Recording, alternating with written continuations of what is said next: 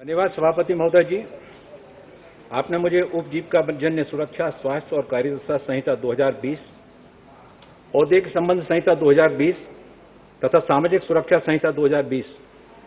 इन बिलों पर बोलने का मुझे आपने अवसर प्रदान किया। जाहिर कुछ ये बहुत रोचक है, क्योंकि हिंदुस्तान की आजादी के लगभग 73 सालों में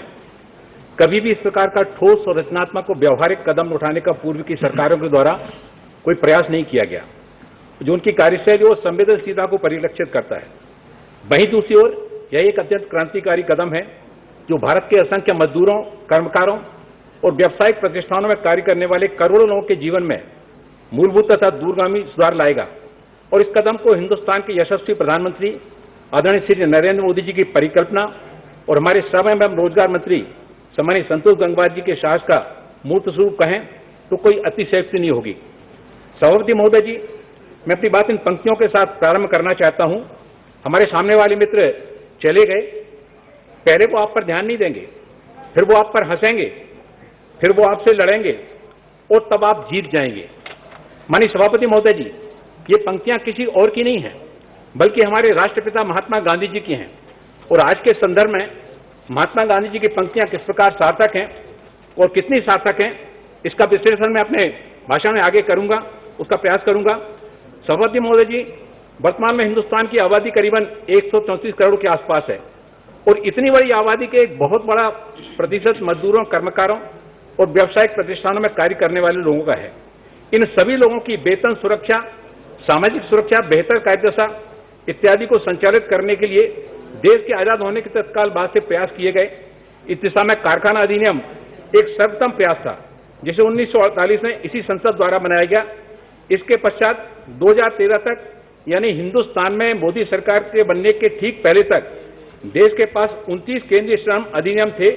यह एक रोचक बात है कि इन 29 केंद्रीय श्रम अधिनियमों में से आधे से अधिक 50 वर्ष से अधिक पुराने हैं और कुछ तो 70 वर्ष पुराने हैं। ऐसा नहीं कि कांग्रेस की सरकारों ने इसे बदलने का प्रयास नहीं किया, किंतु वास्तविकता यह है कि पूर्व की कांग्रेस की सरकारों ने समय समय पर इसमें कोई परिवर्तन तो किए, लेकिन ये परिवर्तन उसी प्रकार थे। सभापति महोदय जी, मैं एक सामान्य मजदूर परिवार से आया हूं और मेरी साइकिल रिपेयरिंग की दुकान थी, तो मैं उसका उदाहरण देना चाहता हूं। इनके द्वारा जो प्रयास किए गए, वो प्रयास ऐसे किए गए कि कभी साइकिल का पहिया बदल दिया, कभी उसका हैंडल बदल दिया, कभी उसका ब्रेक बदल दिया और कभी उसका टायर बदल दिया। एक समय तो ऐसा भी आया कि ना तो वो साइकिल रही और ना मोटरसाइकिल बनी और ना ही साइकिल रह पाई। ऐसी दशा में हमारे सभी केंद्रीय श्रम अधिनियमों की हुई। यह सभी अधिनियमों में विगत वर्षों में इतने ज्यादा पाबंद लगाए गए कि ये ना तो कर्मकारों को कोई अल्पकालिक या दूरगामी लाभ पहुंचा सके और न ही नियोक्ताओं को कोई प्रेरणा दे पाए।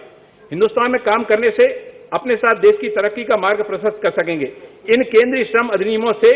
देश में लिटिगेशन यानी विवादों की संख्या में भी अभूतपूर्व वृद्धि देखने को मिली, जिससे किसी को लाभ तो नहीं हो पाया, बल्कि इससे जो है सभी वर्गों को हानि उठानी पड़ी। सभापति महोदय, इन केंद्रीय श्रम अधिनियमों को समय के साथ मूलभूत परिवर्तन न करने की इच्छा शक्ति के अभाव के कारण देश को अभूतपूर्व क्षति उठानी पड़ी, क्योंकि कई केंद्रीय श्रम अधिनियम तो आपस में इतने विरोधाभासी हो गए थे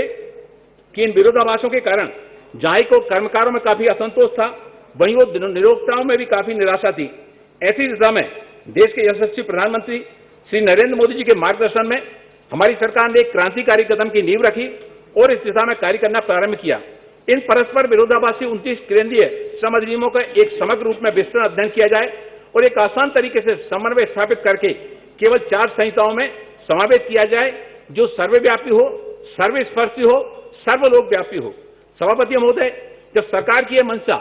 मीडिया के माध्यम से परिलक्षित हुई, तो ठीक उसी समय से हमारे उस ओर सामने बैठने वाले जो हमारे मित्र हैं, वो मित्र एक्टिव हो गए और हमारे ऊपर तरह तरह से उपहास किए गए, हंसी उड़ाई गई। इसके पश्चात हमारे ये सभी मित्रों ने लड़ने की मुद्रा अंगीकार कर ली और कहने लगी कि हमारी सरकार कर्मकारों के हितों को ध्यान में न रखकर नियोक्ताओं के हितों को ध्यान में संरक्षित कर रही है।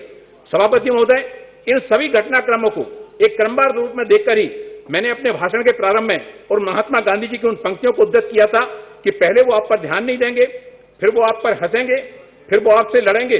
और जब ये संहिताएं मूर्त रूप लेने जा रही हैं, तो उन पंक्तियों के अंतिम 3 शब्द भी सत्य प्रतीत होते हैं कि आप जीत जाएंगे। सभापति महोदय, मैं यहाँ ये स्पष्ट करना चाहता हूं कि इन संहिताओं से संबंधित कानून बनने से हम नहीं जीतेंगे, बल्कि हमारा देश जीतेगा, हमारे मजदूर भाई जीतेंगे, हमारा नियोक्ता वर्ग जीतेगा। सभापति महोदय, समय के साथ हमारी ये उड़ान जो किसी भी दिशा में नीचे गिरने के भय से ग्रसित नहीं थी। मुझे ये पंक्तियां याद नहीं है कि परिंदों को नहीं दी जाती तालीम उड़ानों की, वो खुद ही तय करते हैं मंजिल आसमानों की। रखता है जो हौसला आसमां को छूने का, नहीं होती परवाह उसे गिर जाने की। सभापति महोदय, अब मैं आज के विषय के तीनों समूह कानूनों यानी उपजीविका जन्य सुरक्षा, स्वास्थ्य और कार्यदक्षता संहिता, सामाजिक सुरक्षा संहिता तथा औद्योगिक संबंध संहिता की कुछ मूलभूत विशेषताओं पर आपके माध्यम से सदन का ध्यान आकर्षित करना चाहता हूं। यह संहिता 13 महत्वपूर्ण अधिनियमों, जिनमें कारखाने, खान, यार्ड कर्मकार, भवनों, अन्य संनिर्माण कर्मकार, बागान श्रम, ठेका श्रम, प्रवासी कर्मचारी, श्रमजीवी पत्रकार और अन्य समाचार पत्र कर्मचारी, मोटर परिवहन कर्मकार, विक्रम संवर्धन कर्मचारी, बीड़ी तथा सिगार कर्मचार, सिनेमा कर्मकार और सिनेमा थिएटर कर्मकारों से संबंधित 13 अधिनियमों की आवश्यक विशेषताओं को सम्मिलित किया गया।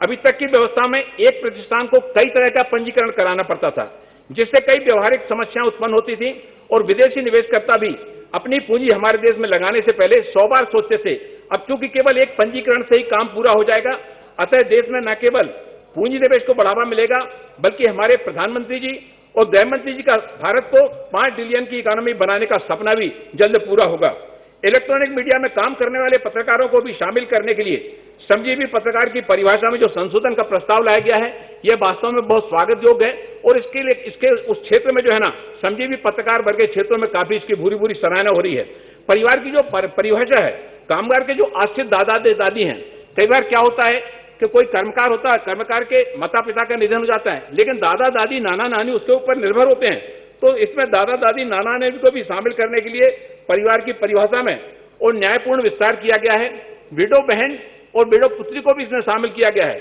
और जिससे बागान अधिनियम के अंतर्गत कामगारों की मृत्यु के मामले में प्रतिपूर्ति जैसे कल्याण लाभ प्राप्त होंगे। नियोक्ताओं के द्वारा नियत जांचों के लिए जो निर्धारित आयु है, उस निर्धारित आयु से अधिक आयु वाले कर्मचारियों की भी निःशुल्क वार्षिक स्वास्थ्य जांच कराया जाना, जिससे स्वास्थ्य लाभ लेने हेतु कर्मकारों में मनोबल बढ़ेगा। और कम से कम 10 कर्मचारियों वाली कंपनी, फैक्ट्री या अन्य व्यावसायिक प्रतिष्ठान को अपने प्रत्येक कर्मचारी को नियुक्ति पत्र देना अनिवार्य किया गया है। बगैर नियुक्ति पत्र दिए हुए अपने कर्मचारी से काम नहीं ले सकेंगे। इससे कर्मचारी भविष्य निधि व राज्य जीवन बीमा निगम को बढ़ावा मिलेगा। सिने कामगारों की परिभाषा में संशोधन करके इसे और अधिक व्यापक बनाया गया है, जिससे टेलीफिल्म, दूरदर्शन इत्यादि पर दिखाई जाने वाले फिल्मों के कामगारों को भी और इसमें शामिल किया गया है। जब किसी उपक्रम में दुर्घटनावश यदि कोई कर्मकार जख्मी हो जाए या फिर उसकी मृत्यु हो जाए, तो न्यायालय द्वारा नियोक्ता पर जो दंड लगाया जाएगा, उसका 50% भाग दुर्घटना के शिकार व्यक्ति या उसके आश्रितों को दिया जा सकेगा। महिला कर्मकारों को पहली बार शाम 7 बजे के बाद और प्रातः 6 बजे से पहले के अंतराल में किसी प्रतिष्ठान में कायम करने की इजाजत दी गई, जिससे अब सही मायने में महिला और पुरुषों में बराबरी के सिद्धांत को जो है ना, देखा जा सकेगा। मानव संसाधनों की आपूर्ति करने वाले ठेकेदारों के लिए केवल एक लाइसेंस, यानी जो अखिल भारतीय होगा, पूरे देश में काम करने की सुविधा देगा, ऐसी व्यवस्था इसके अंदर की जा रही है। इसका लाभ यह होगा कि प्रत्येक बात पर सरकारी मशीनरी का जो हस्तक्षेप है, वो हस्तक्षेप कम होगा, साथ ही साथ भ्रष्टाचार में कमी आएगी और कागजी काम भी कम होगा। जुर्माने की राशियों को भी प्रभावी रूप से बढ़ाया गया है, ताकि नियमों का पालन यथोचित प्रकार से सभी नियोक्ताओं के द्वारा किया जाए। इन सबसे महत्वपूर्ण बात है कि इंस्पेक्टर राज को प्रभावी रूप से कम करने के लिए भी इस संहिता में स्पष्ट प्रावधान किए गए हैं, जिसमें विशेष है कि इंस्पेक्टर के कार्यक्षेत्र का विस्तार किया गया है। संहिता में इंस्पेक्टर कम फैसिलिटेटर का प्रावधान यह स्पष्ट करता है कि एनडीए की सरकार इंस्पेक्टर राज को समाप्त कर फैसिलिटेटर की भूमिका बढ़ाना चाहती है, जिससे व्यापार और उद्योग की उन्नति के लिए आवश्यक है। क्या होता है कि मजदूर जो है ना, और इंस्पेक्टर के बारे में सोचते हैं कि ये तो नियोक्ता का व्यक्ति है, और नियोक्ता ये सोचता है ये शासकीय व्यक्ति न जाने हमारे लिए कौन सी परेशानी खड़ा कर देगा। और इस तरह से एनडीए की सरकार ने इंस्पेक्टर कम फैसिलिटेटर का जो प्रावधान किया गया है, ये एक बहुत ही स्वागत योग्य कदम है। सामाजिक सुरक्षा संहिता वास्तव में सामाजिक सुरक्षा संगठन, कर्मचारी भविष्य निधि, केंद्रीय राज्य बीमा निगम, प्रसूति प्रसुविधा, कर्मचारियों के लिए प्रतिकार, भवनों और निर्माण कर्मकारों के संबंध में सामाजिक सुरक्षा और उपकर, असंगठित कामगारों के लिए भी सामाजिक सुरक्षा आदि विषयों को लेकर इस प्रकार परिभाषित करती है जो समय के अनुरूप है और आने वाले समय में भारत के निर्माण में एक सक्रिय भूमिका निभाएगा। इसी प्रकार औद्योगिक संबंध संहिता मूलतः विवादों का मध्यस्थता के लिए प्रावधान औद्योगिक विवादों के समाधान के लिए एक सशक्त तंत्र, हड़ताल, छटनी और बंदी के कुशल प्रावधान, जिससे किसी भी पक्ष को कोई असुविधा न हो तथा अनुचित संप्रवाह जैसे नियमों को अपने में समाहित किए है। सभापति महोदय, चूंकि देश में पहली बार 2 दर्जन से अधिक श्रम संबंधित कानूनों को केवल 4 कानूनों में समाहित करने का क्रांतिकारी और साहसपूर्ण निर्णय हमारे यशस्वी प्रधानमंत्री श्री नरेंद्र मोदी जी ने लिया है। वर्तमान में 13 अधिनियमों में से 7 के अंतर्गत अलग अलग विवरणी फाइल की जाती है, जिसके अंतर्गत एक विवरणी प्रस्तावित है, जिससे रजिस्ट्रों की संख्या न्यूनतम हो जाएगी और ई गवर्नेंस को बढ़ावा मिलेगा। निस्संदेह इसमें हमारे मित्रों को कुछ कमियां नजर आ सकती हैं, लेकिन जब इन कानूनों को क्रियान्वित किया जाएगा तो इनका सतत रूप से मूल्यांकन किया जाएगा और ऐसा मेरा विश्वास है कि जो भी कमियां होंगी वो क्रियान्वित करते समय पाई जाएंगी, उन पर तत्काल कार्रवाई की जाएगी, ताकि हमारे मजदूर और कामगार भाइयों और बहनों को किसी भी कठिनाई का सामना न करना पड़े, नहीं किसी के द्वारा इनका शोषण हो सके, चाहे वो नियोक्ता वर्ग के हों या सरकारी विभाग के हों। माननीय सभापति महोदय, इसमें जो प्रावधान किए गए हैं, मैंने देखा कि ठेका श्रमिकों में कई बार क्या होता है कि ठेके श्रमिक, उनके अंतर्गत जो काम करने वाला जो मजदूर होता है, उस मजदूर को उसके खाते में तो सीधा पैसा डाला जाता है, लेकिन बैंक के बाहर उस ठेकेदार का एक व्यक्ति खड़ा होता है जो उससे वहीं पर बैंक के बाहर उससे पैसा ले लेता है। लेकिन अभी इसमें इस तरह की व्यवस्थाएं की गई हैं, अब ठेकेदार इस तरह की कोई भी अनियमितता नहीं कर सकेंगे और समय पर पूरा पैसा उसको मजदूर को देना होगा, कर्मकार को देना होगा। और अगर उसमें किसी तरह का व्यवधान या उसकी किसी तरह की लापरवाही द्वारा की जाती है तो प्रिंसिपल एम्प्लॉय की जिम्मेवारी होगी कि उस कर्मकार को पूरा पैसा मिले और उसकी निधि में से, ठेकेदार की निधियों में से वो पैसा काटा जाए। साथ ही साथ ऐसे स्थानों पर काम करने वाले जो हमारे कर्मकार हैं, उन कर्मकारों के सुरक्षा के प्रबंध भी। माननीय सभापति महोदय, मैं मुश्किल से मैं 1-1.5 मिनट ही लूंगा, इससे ज्यादा नहीं लूंगा। और इसी तरह खानों में काम करने वाले जो मजदूर हैं, जो जमीन के अंदर काम करते हैं, तो निर्धारित जितने घंटे काम करने की जो पारी होती है, उस पारी से ज्यादा उनसे काम ना लिया जाए और उनके जो विशेष अधिकारी हैं, विशेष अधिकारी किसी भी समय जाकर खान में जो है ना वो निरीक्षण कर सकेगा, वहां के टेम्परेचर को भी मापन कर सकेगा। अब हमारे जो फरीदाबाद का कांच उद्योग है, मिर्जापुर का कालीन उद्योग है, शिवाकाशी का पटाखा उद्योग है, सेलेट पेंसिल उद्योग है, ये सारे ऐसे स्थान हैं जिन स्थानों पर मजदूरों के संरक्षण के लिए विशेष प्रावधान किए जाने की आवश्यकता है और इन बिलों में ऐसे सारे क्षेत्रों को चिन्हित करके मजदूरों की सुरक्षा के सारे प्रबंध वहां पर किए जा रहे हैं। माननीय सभापति महोदय, अंत में इस भावना के साथ में कि आदरणीय नरेंद्र मोदी जी और हमारे श्रम मंत्री सम्मानीय संतोष गंगवार जी के द्वारा ये जो बिल लाए गए हैं, ये बिल आने वाले समय में मजदूरों के कल्याण की दिशा में मील का पत्थर साबित होंगे। और इस लाइन के साथ मैं अपनी बात को विराम देना चाहूंगा। माननीय नरेंद्र मोदी जी के प्रति समर्पित करता हुआ, ये कौन आ रहा उजेला छा रहा, ये कौन आ रहा उजेला छा रहा, ये कौन मजदूरों के हितों में नए नए बिलों को लेकर आ रहा। बहुत बहुत आभार, बहुत बहुत धन्यवाद।